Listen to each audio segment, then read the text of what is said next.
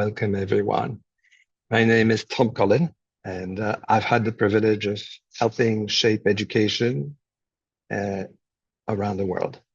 If you've ever wondered what it takes to open a school in China or create an app that tracks students' growth and development, you're in the right place. I've worked in some pretty unexpected places, from boardroom to classroom, from Florida to Ho Chi Minh City. And that's given me a sense of perspective that I'd be very happy to share with you. Let's start with how it all began. I was born and raised in Paris, France. My mom is Polish. I was raised bilingual, French and Polish, which to this day, unusually at the time, feel I was proud of being bicultural. Nowadays, it's the norm. Almost everyone we know speaks several languages. Back then, it was an unusual thing to not just speak two languages, but to be proud of that and to embrace it. So I feel very connected to today's kids who speak 2, 3, 4 languages, as a matter of fact, at home and outside the home. I studied in France, the UK, and the US. I've lived and worked in 9 different countries. The last 15 years, I've been a permanent resident in Singapore. But during that time, I spent a considerable amount of time in China, in Malaysia, and in the US.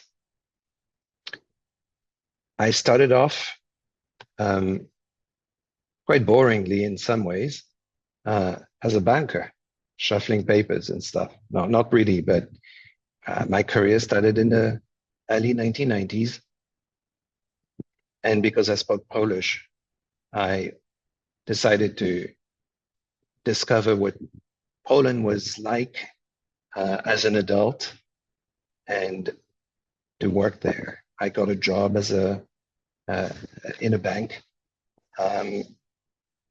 That was initially very interesting for me, a discovery of a completely new world and creating a new reality in a new country that had only a few years earlier shed its connection and dependency on communist Soviet Union, and building a market economy from scratch. I was very successful for a few years, but that at some point became or felt like a dead end, professionally as well as emotionally and almost metaphysically. And that prompted me to go study again. I went to the Tuck School of Business at Dartmouth College to do an MBA, and that opened new opportunities for me. And I lucked out. I was looking for meaning in my life, and I was approached by a company building a global network of international schools where I would be in charge of international acquisitions. So I moved from banking to M&A, but in education.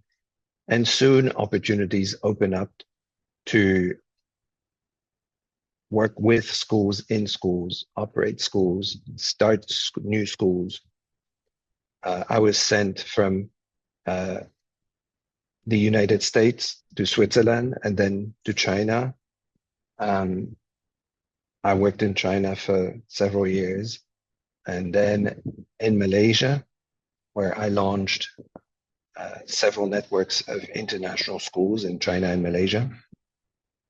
And then when my wife was offered an opportunity to study back in the US, we moved the whole family, augmented by 2, a little boy and a little girl at the time, to Cambridge, Massachusetts, where my wife studied at MIT, and I was a stay-at-home dad.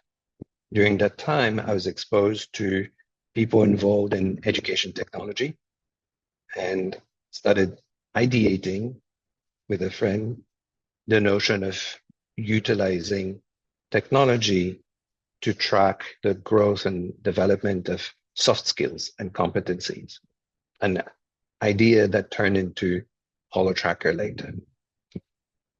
I was also approached by private equity investors to assist them in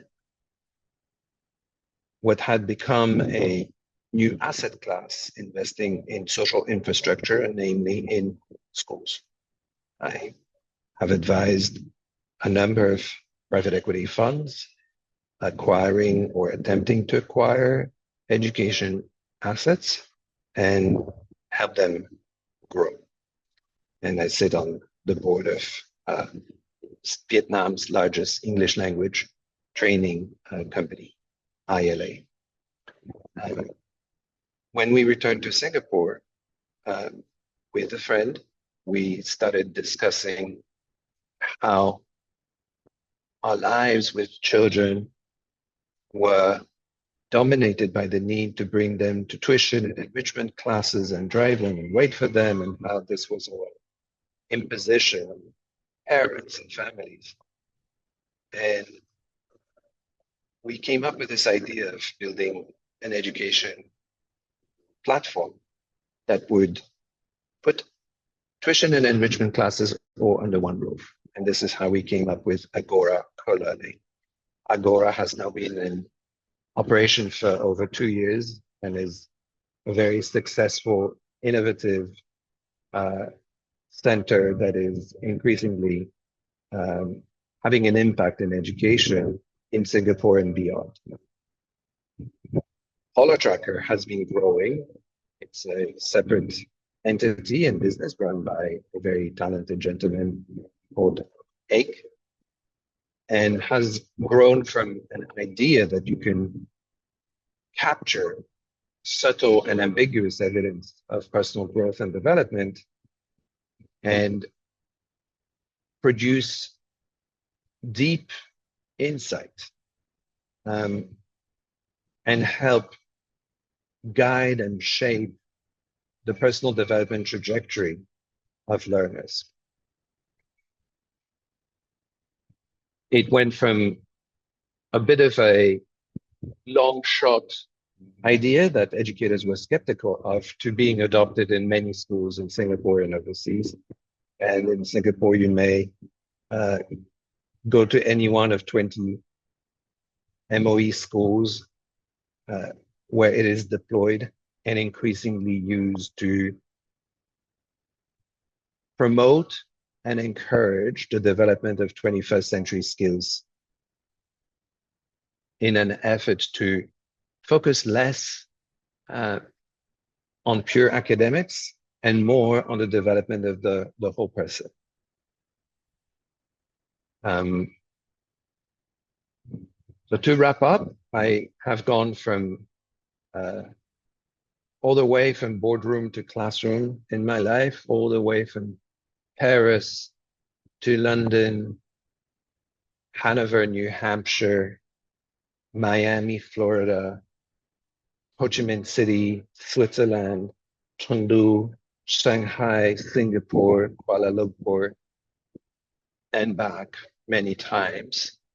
That has shaped my perspectives.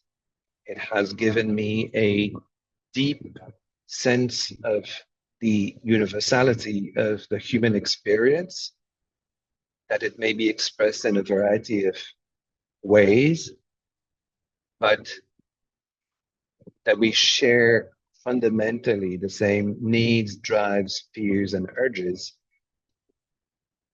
and that we can connect across boundaries if we attempt in a sincere fashion and we exercise our capability for empathy and understanding, and we have goodwill and good intention. So that's in brief about me. I also have a few questions of my own that I would like to ask.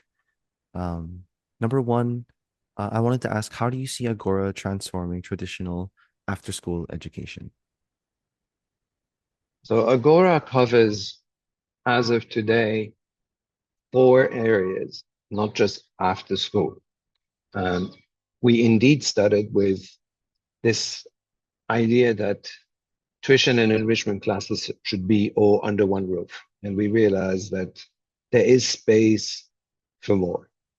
And so we built an after-school student care that is today, that has a waiting list and is perceived by the industry as next level in its approach. We have a preschool that is deeply innovative and has, between preschoolers and playgroups, some 100 students coming daily. We are busy from 8 a.m. to 8 p.m. daily, including weekends, and we're open 350 days a year. I think that the two big challenges of education globally are cost and efficacy. We need to be a combination of more effective in our approach to education, so achieving our stated aims and not throwing information or education at kids in the hope that enough of them will benefit from it, but genuinely seek to make everyone better and no one lose their grip on the educational trajectory. And we need to do it at a much lower cost, because increasingly education is not affordable, never mind for private individuals, which it has always been. Education is a very expensive service, but increasingly for governments. And if governments don't have the means to provide a high quality personalized education, then populations suffer. And Agora is a first step at achieving this by its use of technology, its optimization of the use of space, and other solutions to reduce some of the fixed costs inherent to education while keeping the experience a great one, an engaging one, and an effective one. And that has relevance across all educational experiences globally. From Grace Stan as well, she's asking, with many different languages you speak and learned, do you speak them still, and what helped you learn these languages more easily? It's a great question. But the first two languages I learned them entirely organically. Being raised in Paris, I just spoke French. Interestingly enough, I never spoke Polish at home. My mom chose to speak French to me, as most parents living in a foreign country, they choose to speak the local language because it can be confusing to them. It can be difficult for them to speak another language. It requires much of an effort, discipline to swap languages as and when needed, and it can feel a bit awkward or artificial to speak their native language to the child, especially if the spouse isn't a speaker of that language. But she did send me every summer between the ages of 2 and 11 to Poland. And for 4 to 6 weeks, I was entirely immersed in Polish. And that's how I learned it. My Polish was still childlike as I grew up. But then when I graduated university, I worked in Poland, and from functional and native but basic, it became more sophisticated, and people assume I graduated university in Poland, and it was simply through exposure, through being immersed daily in in Poland, speaking Polish to co-workers, friends, and family. My English, interestingly, is a combination of formal learning, which I think was reasonably ineffective. So conventionally, I started learning English at 11 in French middle school um, with French teachers who spoke English. Um, it was not more effective or less effective than the average teaching of a foreign language in school. It was functional, but in and of itself, it would have achieved little other than a basic and fairly passive level of English. As my studies took me to London, and I spent the first 2 months prior to studying classes uh, in London, looking for jobs and doing all sorts of things, including briefly being employed in a sales phone sales business, which really forced me to improve my English enunciation and understanding, albeit briefly. My English immediately took off.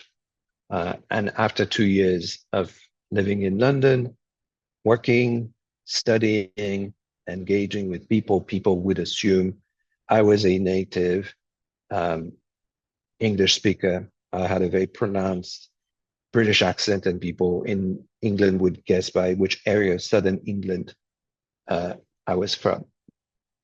That all became quite smudged as I've spent 6 years living, studying, and working in the US and working in multinational organizations that have a mix of various English shades and accents. And I describe my English nowadays as mid-Atlantic or transatlantic, which is neither fish nor fowl. It's international school English. It sounds like a mix of both, and neither really. I speak English, French, and Polish daily. English is my functional language. French is the language I use with my children. I speak only French with them. And contrary to my mom, I'm making an effort. Being bilingual makes it easier, of course. I can switch languages in an instant without much of an effort. And my children speak fluent French, similarly to my Polish when I was growing up, which they will be able to build upon if and when they study in France or spend more time in France. So different trajectory, same outcomes. I speak German, learned in school, but completely passively because I've had no meaningful need to use my German. I can understand a bit of Chinese because through exposure, although I decided to pass on learning Chinese during my stay in China because I found that there was an uncanny valley between knowing how to say 10 things in Chinese, which gave me absolutely undeserved applause from my Chinese counterparts, and being fluent, which would give me very marginally more recognition, and yet would be completely insufficient for the purpose of conducting business in China, because you need to know more than Chinese. You need to understand the meta language and what is being implied and expressed rather than what is being explicitly said. So I always use a translator because that it was indispensable. I wish I had learned more Chinese for fun, but it just didn't come to pass. I often say I speak fluently 3 languages because I'm lazy, and it's a combination of self-deprecation and truth. I literally could learn 3, 4, 5 more languages without much of an effort, especially those that are connected to the ones I speak already.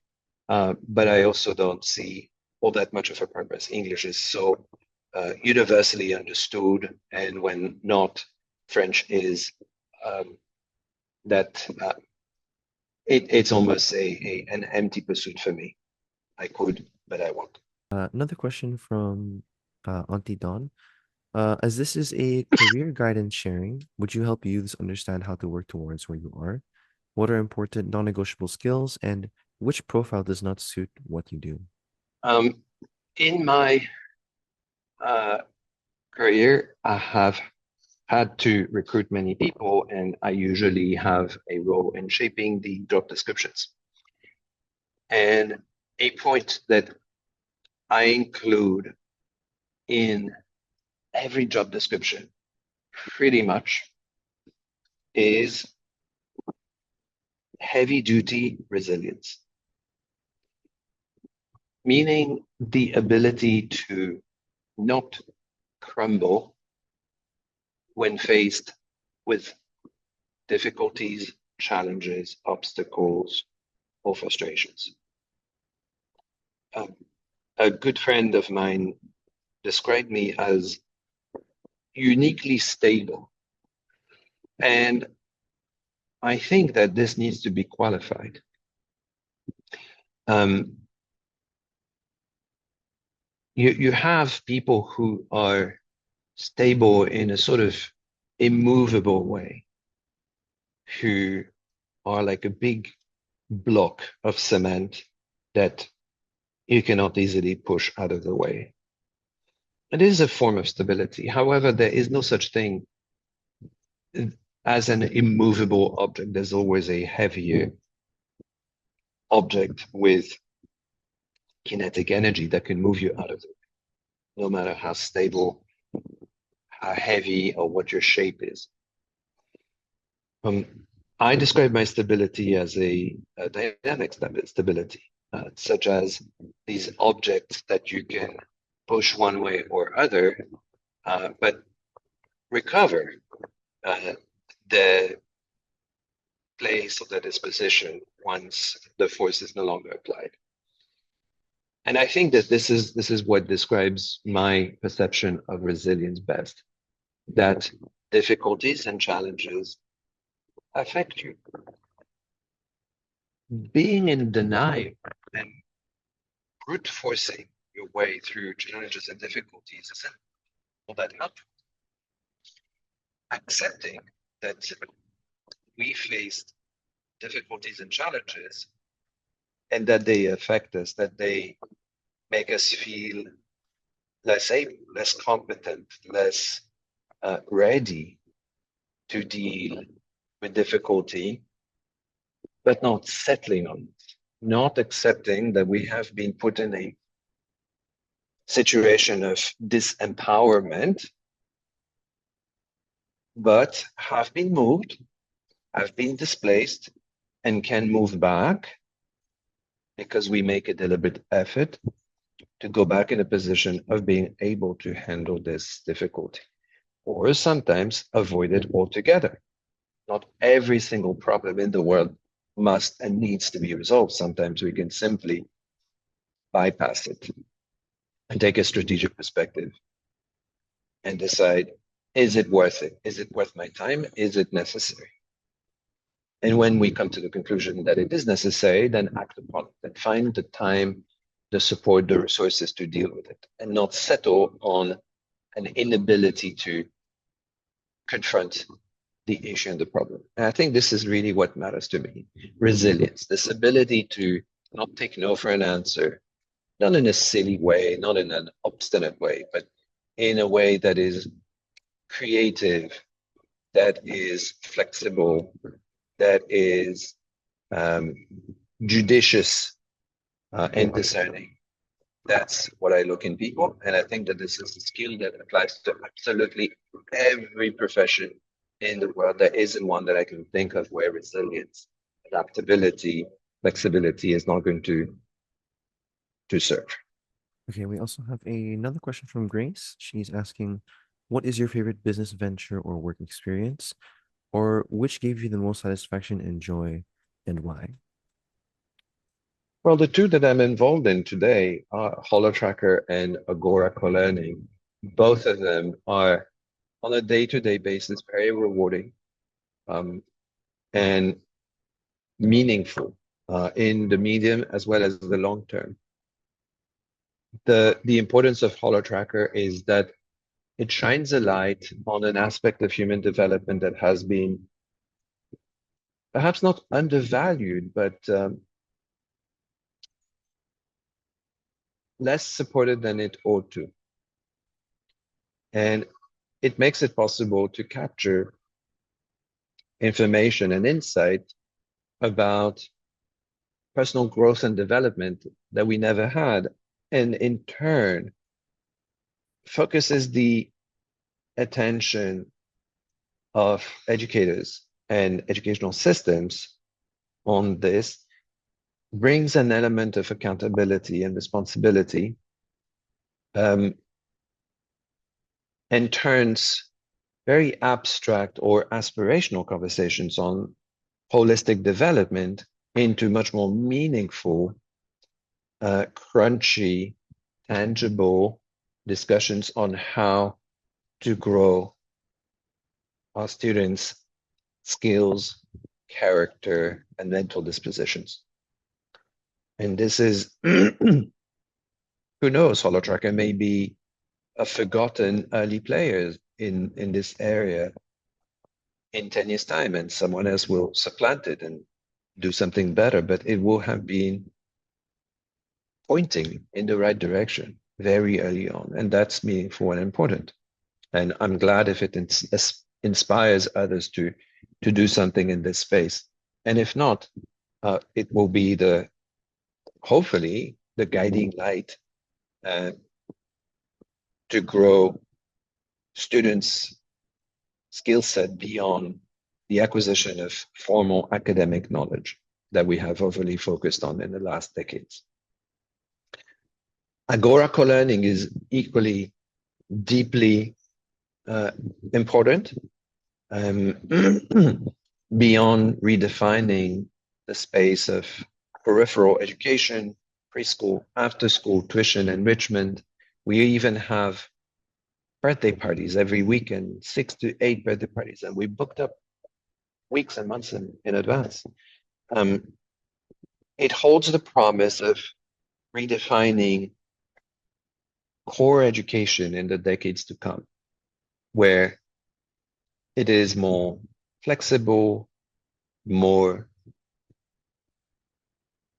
closer to communities, more open and permeable to communities and to the environment, while remaining a safe haven for children, a place where resources are concentrated to be made available to learners, a place that's welcoming and enabling, a place to leverage the potential of education technology to deliver content education, a place to be sociable and enterprising, a place that children call their own, a place they want to go to and stay in. I see this today at Agora every day. We see kids fight with their parents to stay a little bit longer, and 5 minutes more turns out into half an hour, 45 minutes longer, which to me is the absolute proof that we're connecting. If a child wants to stay longer in school, that means that this is not school, it's their place, it's their home, they're happy in there. And I think Agora Colearning is the model for the school of the future. Karis or Charis is asking, how did you manage to find a team to work with you on your vision? It's been 100% organic. We have sent out beacons, bat signals, telling people, we're doing something new, do you want to join? And they identify themselves. I'm in, I want to join. And some of them found after 3, 6, 12 months that it wasn't for them. And those who have stayed love it, identify with it, find that it's meaningful and important. It gives meaning to their lives. It gives them agency to succeed and build something. So it's been very organic, and there's only so much you can do. You need to bring people on board and see how they work. Are they trustworthy? Are they reliable? Do they do as they say? Do they get the vision? Do they embrace the values? And those who do find that this is their home. This is where they belong. They feel comfortable. They feel happy to go to work every day. They have a smile on their face throughout the day. They engage with students from a place of comfort, safety, and happiness, and convey that in turn to our students who experience being at Agora as a happy moment, a moment of safety, of engagement, of friendship, um, and personal development. Don also is asking, what is the most urgent mindset we need to replace in the current education landscape? A fearful disposition.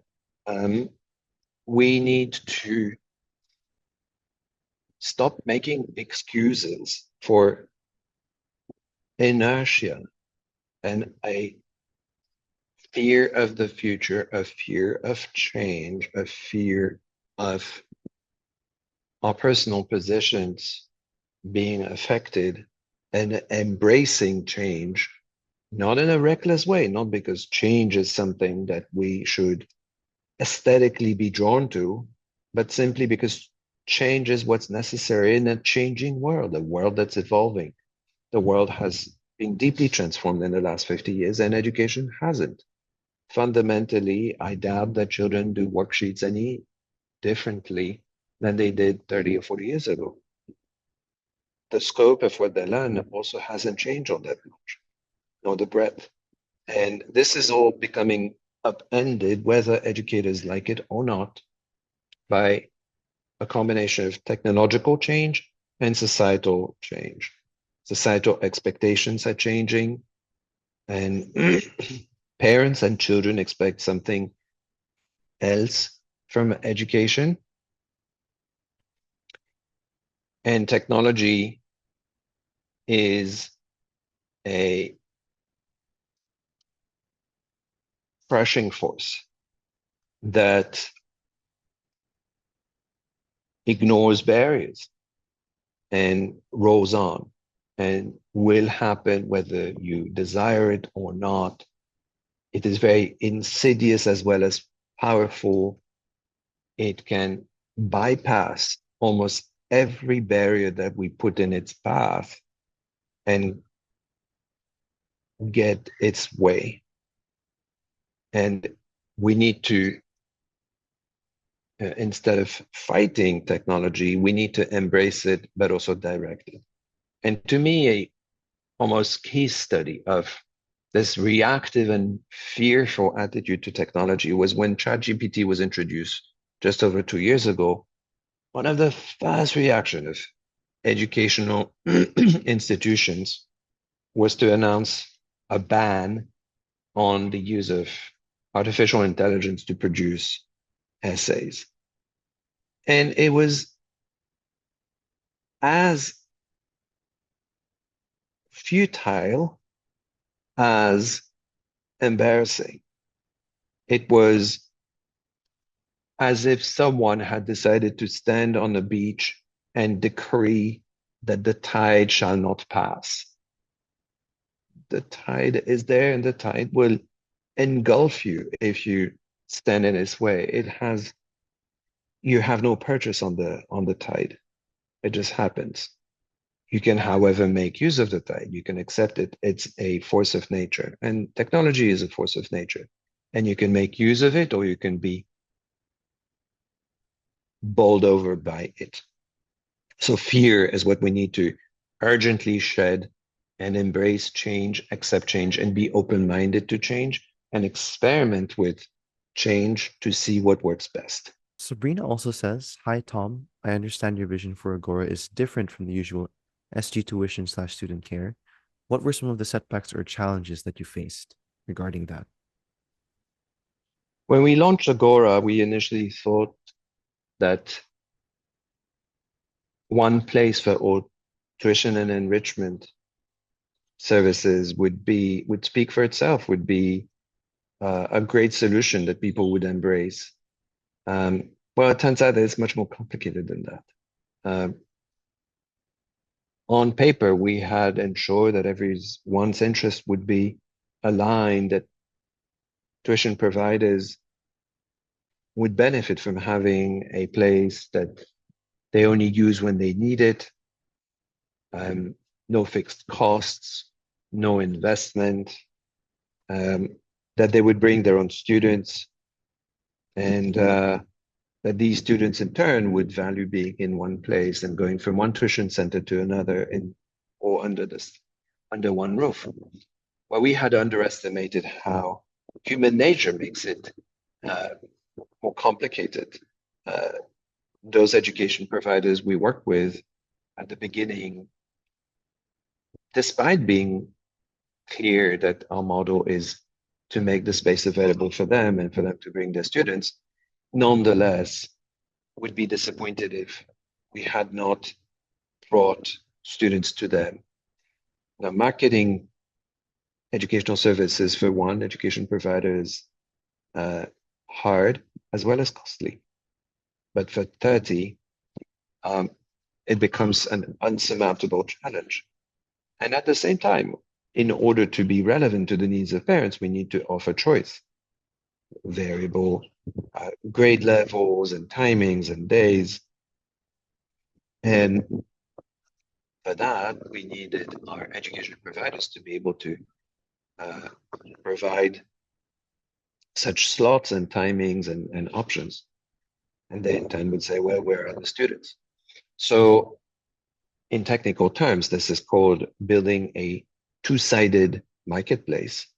And it turned out to be a lot harder than we thought. So when we created our own programs and our own students started coming and needing tuition and enrichment services, that difficulty became less. It became easier to have a few of our students join an education provider for math or Chinese class, and for them to bring their own students to join the math and Chinese class. And it became an ecosystem, and it is now thriving. I also wanted to ask, do you have any advice you want to give aspiring educators or entrepreneurs looking to improve in the education sector? My experience on the periphery of MIT, while my wife was studying there, I was hanging out with MIT folks, and I had no preconceived ideas about engineers from top engineering schools. I discovered there were some preconceived ideas, but they were correct. That engineers typically have a set of solutions that they would love to wedge into a problem. They are literally the original DOG men with hammers seeing every problem as a nail. It was quite striking. And so for solution providers, I would urge two things. One is to not look for a problem that meets the criteria for the solution, but do the opposite. Seek to really deeply understand their market, their users, and whether their needs are explicit or not. More often than not, they are not explicit. The users, as Steve Jobs would frequently say, don't know what it is that they need. They just recognize it when they see it. For educators, I would say we're in the countdown period where imminently education technology will be better than any human being at teaching individual learners specific items of knowledge. And bear with me because I'm not done. This is not the end of teaching or teachers as a profession at all. But in the same way that people were skeptical of claims that computers would beat human beings at chess and then go, and nowadays no human being can beat a smartphone-based chess app, not even the world's top grandmasters. This is simply beyond our computational abilities. The same will imminently happen with education. education is definitionally individualized, definitionally has access to the entire repository of humankind's knowledge, definitionally able to constantly microadjust to every learner's ability as well as style, not only generically, but also by the fraction of a second to vary the degree of difficulty or the topic as one's attention waxes and wanes. It's also capable of offering an organic discovery of the human knowledge, which is something which is absolutely impossible in the context of a traditional school, where we learn in groups because technology has not allowed us to do otherwise. We have one teacher who teaches 20, 30, or 40 students, and in the case of homeschooling, 2 to 10, which is inherently an ineffective model because every learner needs to learn the same thing at the same time as the other learners in the room.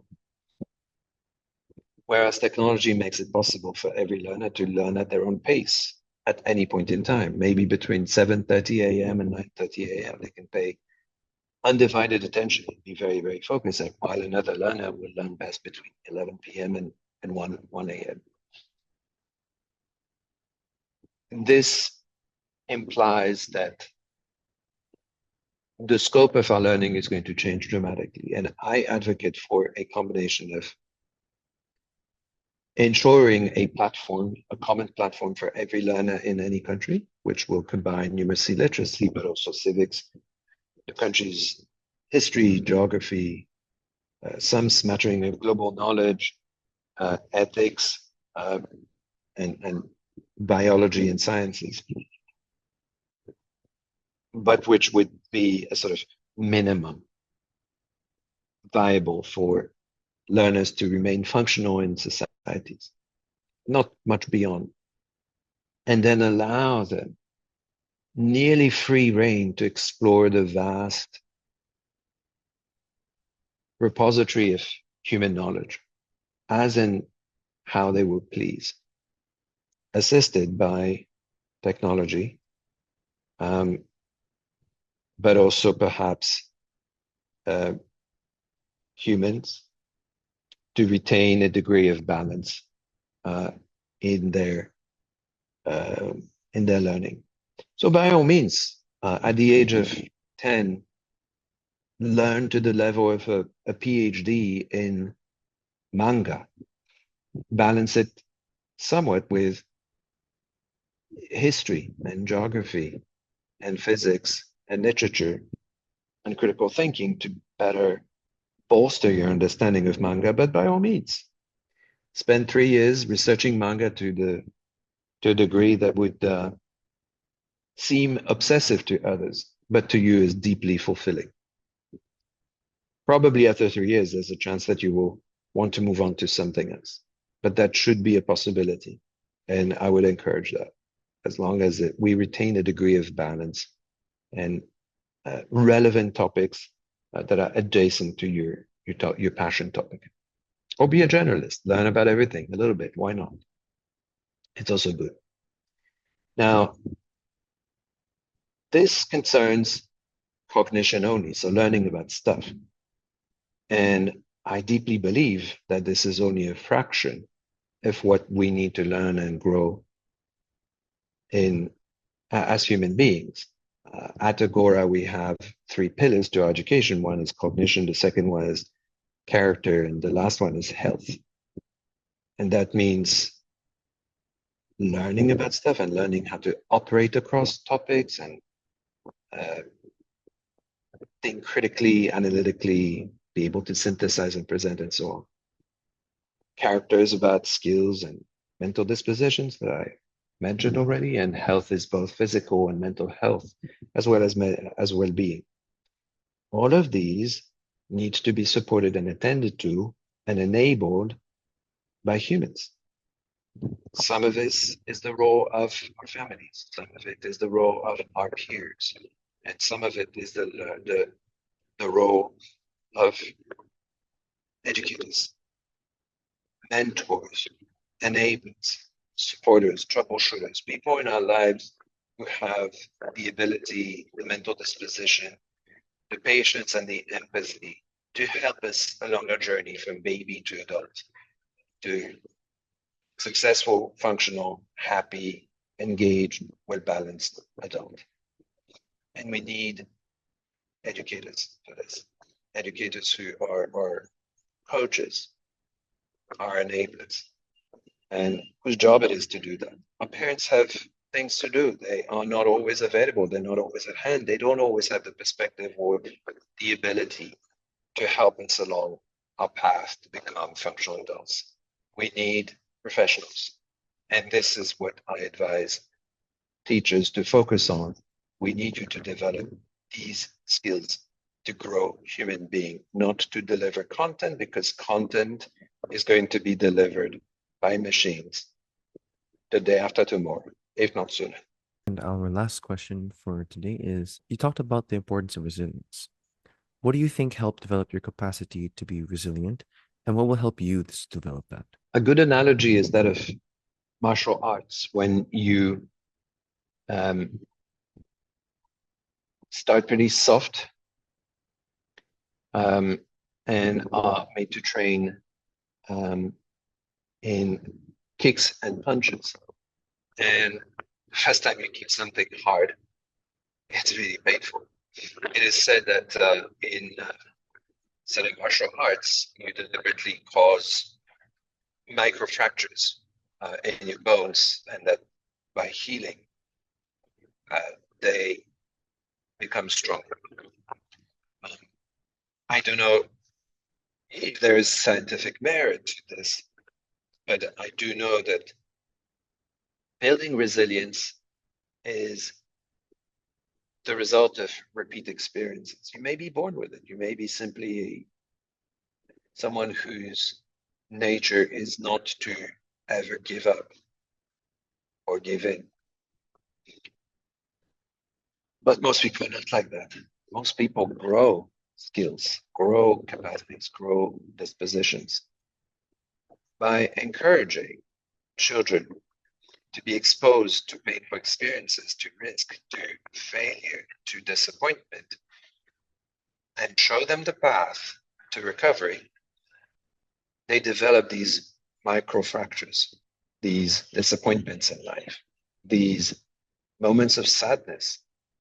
These are learning moments. These are opportunities to experience what it is to fail and to not give up on a small scale, one that doesn't leave you crippled, one that doesn't leave you permanently disabled, but one that leaves you, well, suffering for a bit and then rebuilding more strongly and learning, more importantly, that there is always, after a failure, after a disappointment,